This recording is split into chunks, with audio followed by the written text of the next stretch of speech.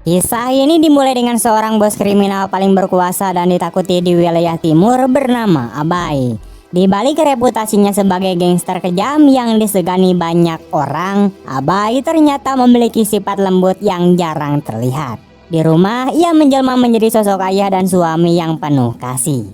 Setiap pagi, putri kecilnya selalu membangunkannya dengan tawa riang, sementara sang istri menyiapkan sarapan dan kopi hangat untuknya.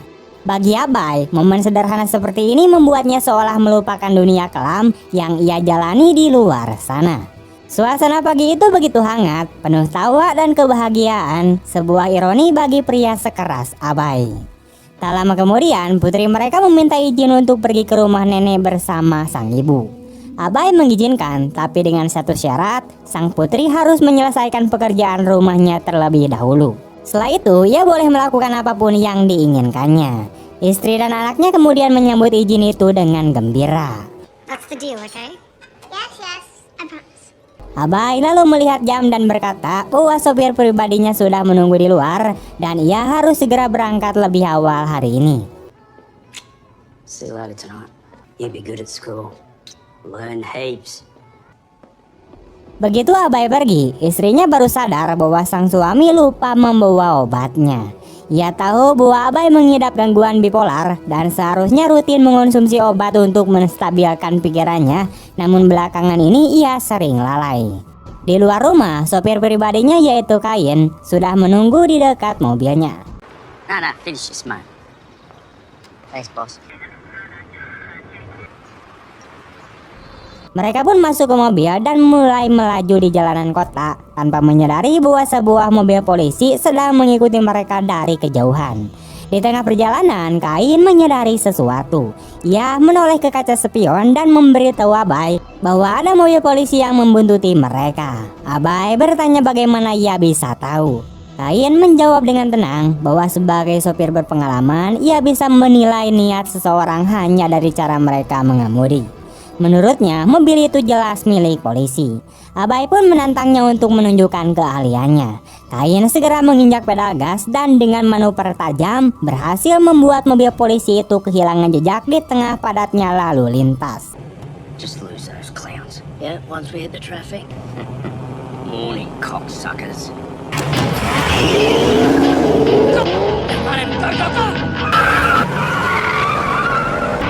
Fucking hell. Setelah situasi aman, Kain bertanya kemana tujuan mereka hari ini. Abai menjelaskan bahwa mereka akan menemui seseorang bernama Frankie untuk menyelesaikan masalah yang sudah berlarut-larut. Dulu, mereka sempat membuat kesepakatan bahwa Frankie akan mengurus wilayah selatan, sementara Abai mengendalikan wilayah timur. Namun belakangan, Frankie melanggar perjanjian itu dan mulai memasuki area kekuasaan Abai, menyebabkan banyak kerusuhan. Abai berniat menuntaskan semuanya hari ini juga. Setelah itu ia menghubungi seorang pria bernama Richard, yaitu sosok yang dikenal sebagai pengatur keuangan dan pencuci uang untuk berbagai kelompok kriminal. Beberapa waktu lalu Abai sudah mempercayakan sejumlah besar uang kepadanya. Namun saat ia menelepon, Richard justru menolak panggilan itu begitu saja. Hal tersebut membuat Abai marah besar.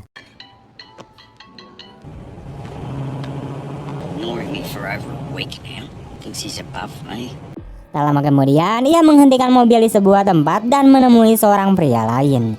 Ia menyerahkan sebuah amplop sambil menyebutkan nomor apartemen dan waktu pasti, yaitu pukul 3 sore untuk mengantarkan amplop itu ke sana. Pria itu mengangguk dan segera pergi. Knock twice. Slip it under the door. Sementara itu, Kain terlihat sedang berlatih tinju. Orang-orang mengenalnya sebagai sosok yang keras, brutal, dan tak punya belas kasihan. Ia hidup dari darah dan kekerasan, memburu target, menyelesaikan pekerjaan, lalu pergi tanpa menoleh. Setelah berlatih cukup lama, Kain mampir ke sebuah toko untuk membeli minuman. Namun ketika berbalik, dua pemuda menatapnya dengan pandangan menantang, seolah ingin mencari gara-gara.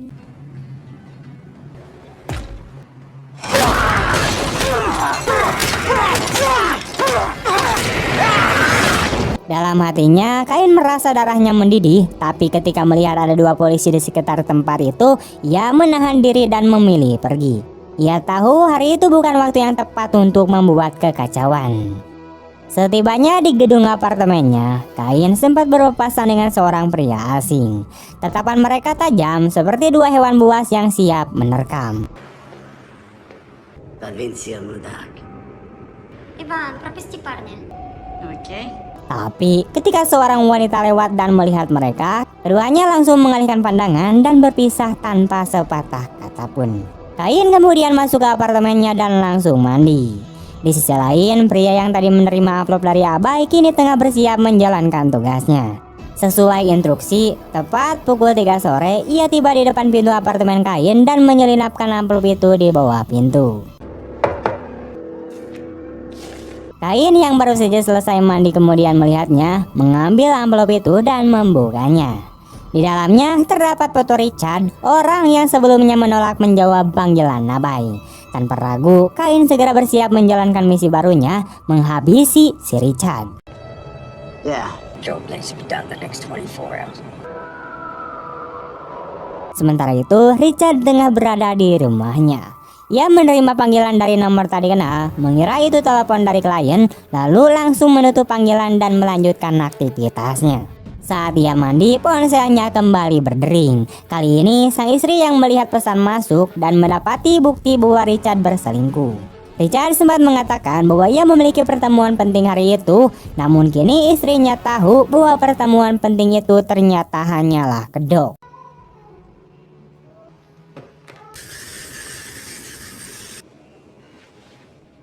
Fucking stud. Ketika Richard keluar dari kamar mandi, ia berkata dengan santai agar sang istri tidak perlu menunggunya malam ini karena ia mungkin akan pulang larut. Istrinya hanya diam, menyimpan amarah dan kekecewaan di dalam hatinya. I love you. Love you.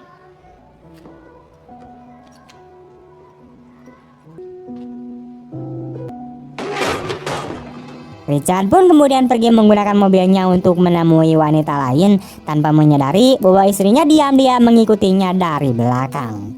Di waktu yang sama, Kain juga sudah berada di daerah itu membuntuti mobil Richard dari kejauhan. Di dalam mobil, Richard berbicara melalui telepon dengan wanita yang akan ia temui. Wanita itu terdengar cemas dan mengaku merasa bersalah karena dirinya sedang mengandung. Ia mengatakan bahwa hubungan mereka adalah sebuah kesalahan besar dan bila istri Richard sampai tahu, semuanya akan hancur. Namun Richard berusaha menenangkannya, berkata bahwa ia terlalu banyak pikiran dan meyakinkan bahwa istrinya tidak akan pernah tahu apapun. She has no idea what's going on. Don't feel guilty. Please call Kelly. Calling Kelly Mobile. Sementara itu, istri Richard yang sedari tadi mengikuti mobil suaminya mulai menangis. Ia merasa dikhianati, hancur dan tidak tahu harus berbuat apa. Dalam keputusasaan, ia menelepon adiknya bernama Kelly untuk mencurahkan isi hatinya. Setelah beberapa kali mencoba, akhirnya Kelly mengangkat telepon. Dengan suara bergetar, sang istri menceritakan bahwa suaminya berselingkuh dan kini sedang dalam perjalanan menemui wanita itu. Ia juga mengaku sedang mengandung dan tidak sanggup lagi hidup bersama pria yang telah menghancurkan kepercayaannya. Kelly berusaha menenangkan kakaknya, meminta agar ia tetap tenang dan jangan bertindak gegabah. I think we're just having an affair. With who? This girl that he names Lollipop was saw it with my own eyes. Namun tanpa mereka sadari, situasi sudah semakin rumit. Tak lama kemudian, Richard kembali berbicara dengan wanita itu dan ternyata wanita yang ia temui bukan orang lain, melainkan si bebel Kelly sendiri, yaitu adik kandung istrinya. Kampret! Kelly mengatakan bahwa semuanya sudah berakhir dan apapun yang terjadi mereka tidak boleh bertemu lagi, bahkan malam ini sekalipun. Setelah berkata begitu, ia menutup telepon. Richard yang marah kemudian membanting ponselnya dan membelokkan mobil ke area parkir, sementara pikirannya dipenuhi rasa curiga bahwa istrinya mungkin sedang mengikutinya. Ketika Richard keluar dari mobilnya di area parkir, ia melihat Kain sudah berdiri di depannya.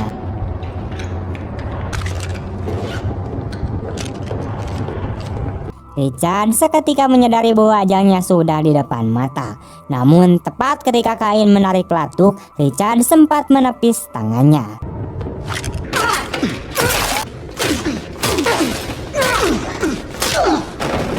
Peluru itu melesat lurus dan justru mengenai istrinya sendiri yang ternyata telah tiba diam-diam dan berdiri di sampingnya tanpa diketahui siapapun.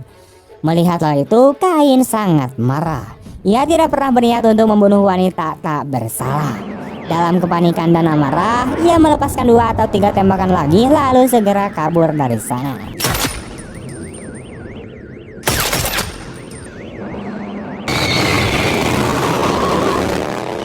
Saat berlari meninggalkan tempat itu, ia langsung mencoba menelepon Abai untuk melaporkan kesalahan fatal yang baru saja ia perbuat. Namun panggilan itu dijawab oleh istri Abai yang mengatakan bahwa suaminya sedang tidak di rumah. Kain kebingungan dan tidak tahu harus berbuat apa. Sementara itu, Abai telah tiba di sebuah klub bersama sopirnya.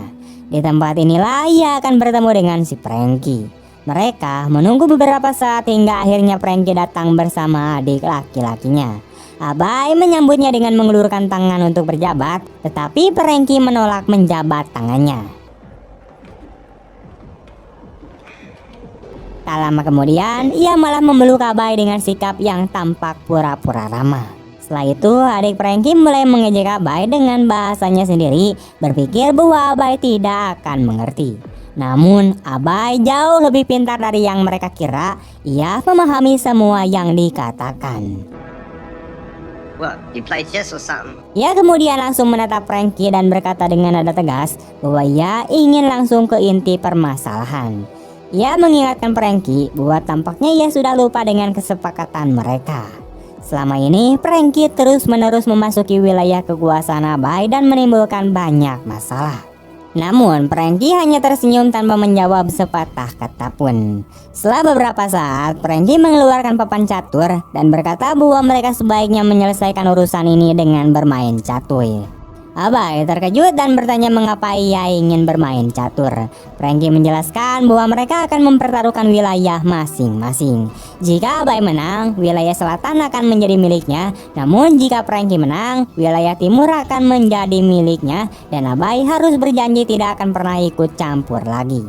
Ia juga menegaskan bahwa Abai harus benar-benar menghilang dari urusannya. How about the winner lives, the loser dies? Mendengar itu, Abai berkata dengan nada tajam bahwa ia tidak bermain untuk hal kecil seperti itu. Jika ia bermain catur, maka taruhannya harus besar. Frankie menatapnya dengan heran dan bertanya apa yang bisa lebih besar dari mempertaruhkan wilayah kekuasaan. Abai menjawab dengan dingin bahwa jika ia menang, maka ia akan menghabisi Frankie, dan jika Frankie menang, maka Frankie harus menghabisinya. Hidup mereka yang akan menjadi taruhannya. Ia mengajak Frankie untuk segera memulai permainan itu. Frankie langsung marah mendengar ucapan itu. You for real, old man? We ain't done playing this game. Ia berteriak menuduh Abai gila karena ia mempertaruhkan nyawa hanya demi permainan catur. Ia menolak dan berkata bahwa permainan semacam itu tidak akan pernah terjadi. Ia pun berbalik dan mulai pergi bersama adiknya. Namun para anak buah Abai segera menahannya dan memaksanya untuk duduk kembali. Frankie semakin geram dan berkata bahwa Abai seharusnya tidak mengira dirinya datang sendirian. Ia sudah memperkirakan bahwa Abai akan berbuat curang, sehingga sebelum datang ia telah mengirim anak buahnya ke rumah Abai.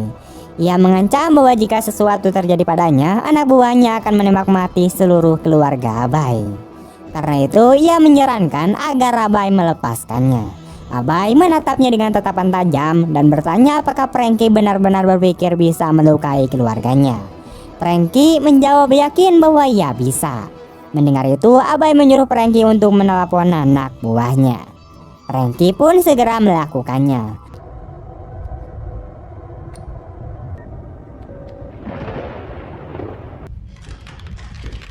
Boss, it's weird. It's fucking empty. What do you mean it's no one there?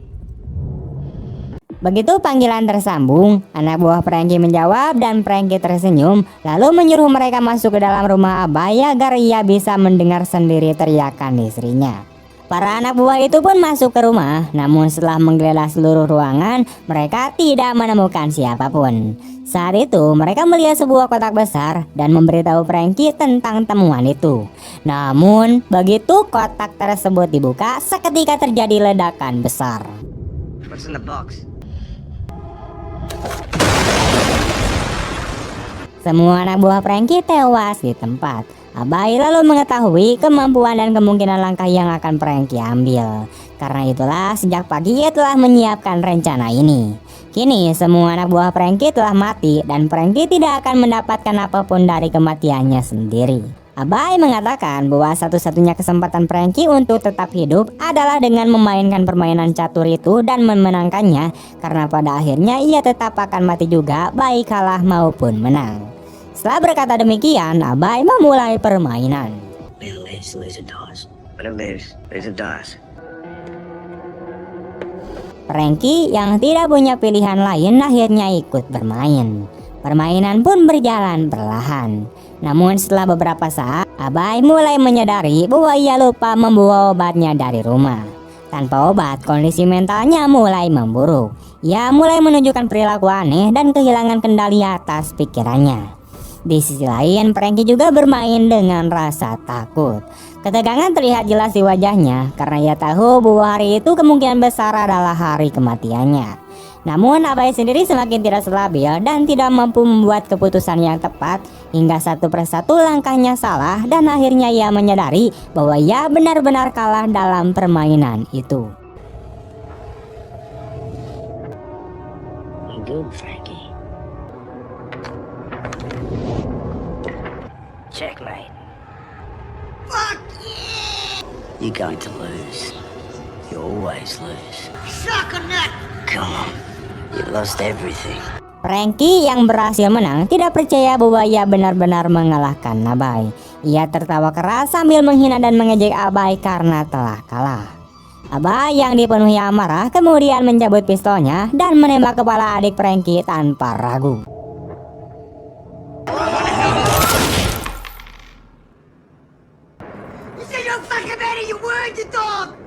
Setelah itu ia berdiri sambil memaki dan berteriak kepada Franky.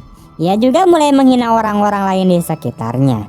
Semua orang yang ada di sana mulai ketakutan dan merasa bahwa sosok yang mereka lihat bukan lagi Abai yang mereka kenal, melainkan seseorang yang berbeda sama sekali. Sikapnya berubah drastis. Ia berteriak dan menanyai tangan kanannya berapa banyak orang yang telah ia habisi. Orang kepercayaannya itu ketakutan dan dengan panik menjawab bahwa mereka telah membunuh banyak orang, bahkan tidak pernah menghitung jumlahnya. Mendengar jawaban itu, Abai langsung menembak lehernya tanpa ampun. We're all monsters.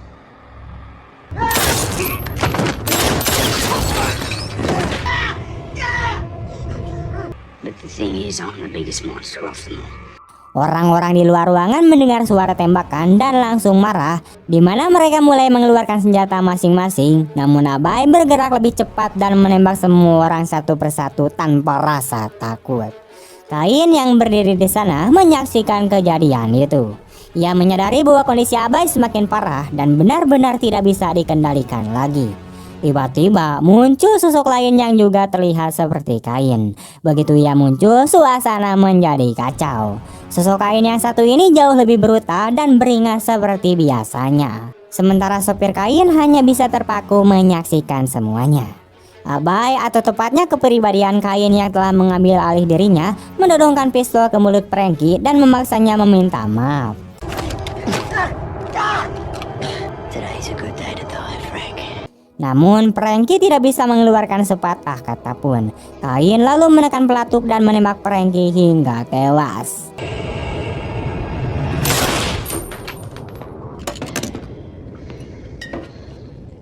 Kini hanya tersisa dua orang, yaitu Kain yang kejam dan Kain sang sopir. Sosok Kain yang brutal itu mendekati Kain sopir dan menyuruhnya untuk mengambil senjata. Ketika ia menolak, Kain yang brutal memukulinya hingga tersungkur, lalu menyerahkan senjata itu kepadanya.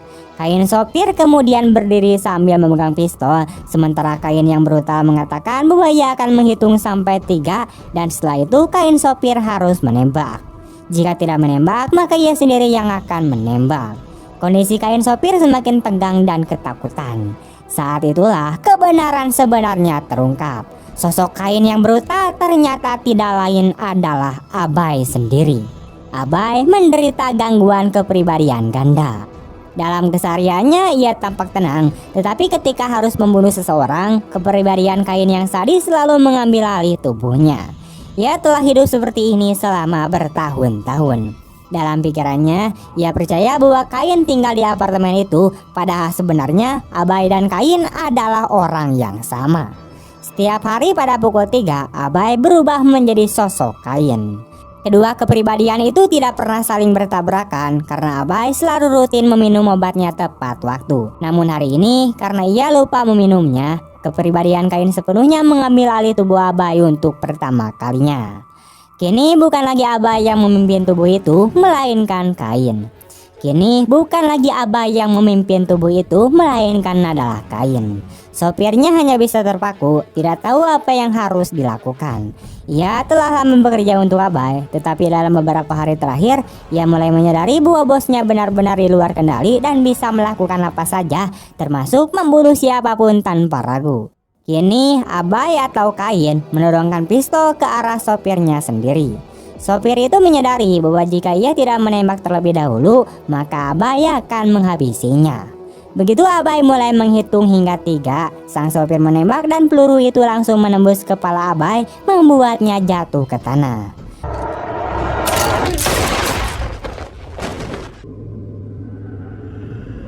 Kain sang sopir kemudian menghela napas lega dan di sanalah kisah ini pun berakhir. Oke teman-teman, sekian dulu untuk video hari ini. Bagaimana tanggapan kalian tentang film ini? Tulis di kolom komentar. Dan jika kalian suka dengan video ini, jangan lupa untuk like, komen, share kemanapun kalian suka. Terima kasih banyak telah menonton sampai akhir. See you next time and bye-bye.